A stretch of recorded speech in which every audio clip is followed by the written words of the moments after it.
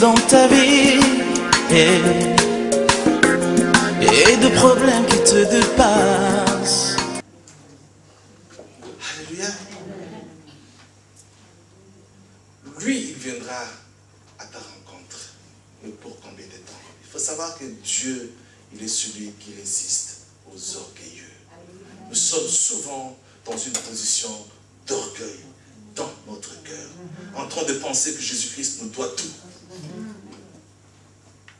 Alléluia. Amen. Cet homme, il s'est dit, mais j'ai l'impression que je considère Jésus-Christ comme mon domestique. Viens guérir mon domestique. Et il était déjà en marche pour venir. Il s'est dit, non, non, il faut que j'aille vers cet homme. Amen, amen, amen. Alléluia. Et il a dit une chose, il a dit, non, je ne suis pas digne qu'il vienne sur mon toit.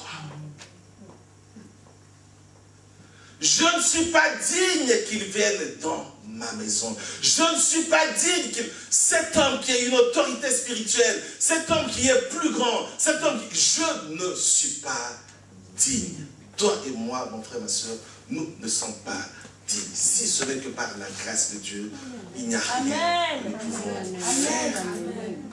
Alléluia. Amen. Moi qui vous parle, j'ai beaucoup de défauts. Je commets beaucoup d'erreurs. Beaucoup. Et souvent je dis aux gens, je ne suis pas l'ange ou l'archange Gabriel. Je ne le suis pas. Je fais des efforts comme tout le monde pour aller de l'avant, comme Paul lui disait. Je maîtrise mon corps, je me discipline pour que je puisse gagner la course. Je ne suis pas un homme. Je ne suis pas digne. Alléluia. Qu'est-ce que je suis que Dieu n'a pas voulu que je sois?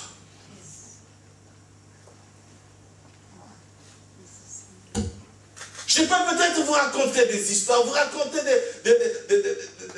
des flatteries, vous raconter des fables. Mais cet homme a dit, je ne suis pas digne. Il est descendu du trône de son cœur. Il est descendu de son autorité. Il est allé à la rencontre de Christ. Et il s'est dit, moi, je suis une autorité terrestre.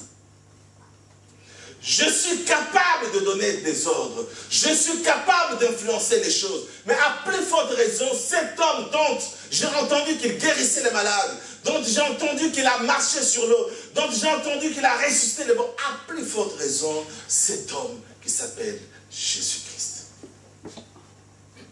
Et par là même, avant qu'il ne puisse rencontrer Christ, mes bien-aimés, cet homme reconnaissait la suprématie de l'autorité spirituelle sur l'autorité terrestre. Amen.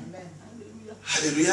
Amen. Il n'y a pas d'autorité terrestre sans autorité spirituelle. L'autorité spirituelle est au-dessus de l'autorité terrestre. L'autorité terrestre, elle est passagère. Elle est faite des hommes qui sont mortels, qui ont faim, qui ont soif comme toi et moi. Et qui dépendent de l'autorité spirituelle. Alléluia. Vous savez, aujourd'hui, les gens sont en train de chanter. J'ai vu des gens pleurer. Oui, Obama est passé président. C'est très bien. Mais si Dieu ne l'avait pas voulu, il ne le serait pas. Alléluia.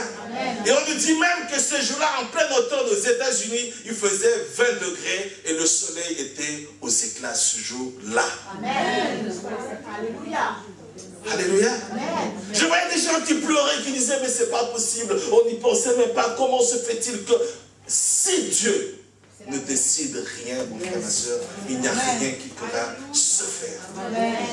Nous avons un Dieu qui est au-dessus de tout, au-dessus de toute autorité, que ce soit Sarkozy, que ce soit Obama, que ce soit qui que ce soit. Nous sommes dans l'autorité spirituelle qui est plus grande, qui est plus puissante que l'autorité terrestre. Il faut que tu le saches, mon frère, ma soeur. Alléluia. N'ayez pas honte de Christ, malgré ta position, malgré ton statut. C'est la vérité. Amen. Ce capitaine, il ne s'est pas gêné pour aller à la rencontre de Christ. Et quand il allait à la rencontre de Christ, il n'allait pas à la rencontre de la synagogue, il n'est pas parti à la rencontre des juifs pharisiens, il est allé à la rencontre de Christ. Quand tu viens le dimanche, mon frère, ma soeur, tu ne viens pas à la rencontre d'un frère ou d'une sœur. Gloire à Dieu, Dieu l'a utilisé comme instrument pour que tu sois sauvé, pour que tu viennes à lui, mais tu viens à la rencontre de Christ. Amen. Alléluia. Amen. Moi, tous les dimanches, quand je vais à l'église, je vais à la rencontre de Jésus-Christ. Je ne vais pas à la rencontre d'un frère. Je ne vais pas à la rencontre d'une soeur. Je ne vais pas à la rencontre de qui que ce soit. Amen. Alléluia. Amen. Et cet homme, pendant tout son trajet, il a rencontré la honte. Vous vous rendez compte, à cette époque-là, un officier qui va aller rencontrer un soi-disant chef de secte, lui, le colonisateur, n'aie pas honte de ton Dieu. N'aie pas honte de ton Jésus-Christ. Vous savez, s'il y a une chose, le monde peut m'insulter, le monde peut dire ce qu'il veut, mais s'il y a une chose que le monde ne peut pas m'arracher, c'est ma foi en Jésus-Christ. Alléluia. Le monde peut tout faire, le monde peut m'écraser, le monde peut me... Je n'ai même pas peur de la mort. J'ai déjà frôlé la mort, et à partir du moment où j'ai frôlé la mort, mes bien-aimés, la mort ne me dit absolument plus rien. Absolument plus rien. Parce que je sais un jour que je partirai dans la gloire de mon Père. Je sais qu'un jour, il me dira ce jour-là, Adrien, j'essuie tes larmes, c'est terminé. Plus question de souffrance. Amen. Amen. Alléluia. Amen. Cet homme ne s'est pas gêné, mes bien-aimés. Et quand il est arrivé à Jésus-Christ, il a dit un mot. Dis seulement un mot. Alléluia. Amen. Je ne suis pas digne que tu viennes dans ma maison. Je ne suis pas digne que tu viennes chez moi. Mais dis seulement un mot et mon serviteur sera guéri. Amen. Alléluia.